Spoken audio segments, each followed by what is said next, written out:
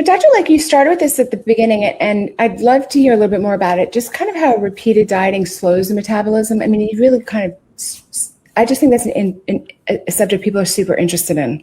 Yeah, so I think the perspective I will give on this is because I think people when they start the new year, they'll do like the Whole30 diet, or they'll do the carnivore diet, or something extreme. And again, granted, I think that whenever you take out inflammatory foods, like I have no problem with that. Like I think that's always going to be a good thing as long as you have the right mentality going into it and understanding that you're not going to be perfect.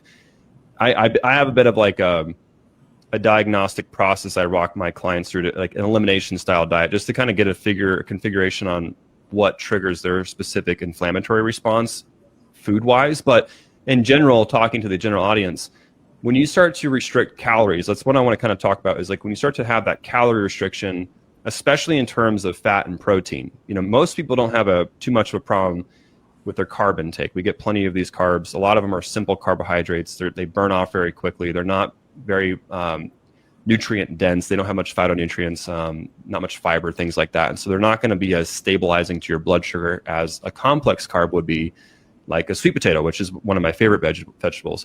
But the whole idea here is that if people are going into the new year and they're cutting these things out, and maybe they're substituting like a protein shake, and they're not really getting much nutrients in, and now they're experiencing a physiological stressor, right? Because having deficiencies or having lack of nutrient dense foods is going to be a problem by itself. That's going to send a signal like to your body that you're experiencing a famine, right? Like that's a stressor, and that will again slow down your metabolism, primarily through your thyroid.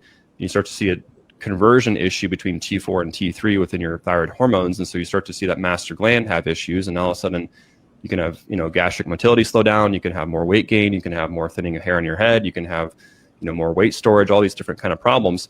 And the big issue there for me is, are you getting enough nutrients in, right? And so whatever you're doing, you got to make sure you're getting enough nutrient dense foods in.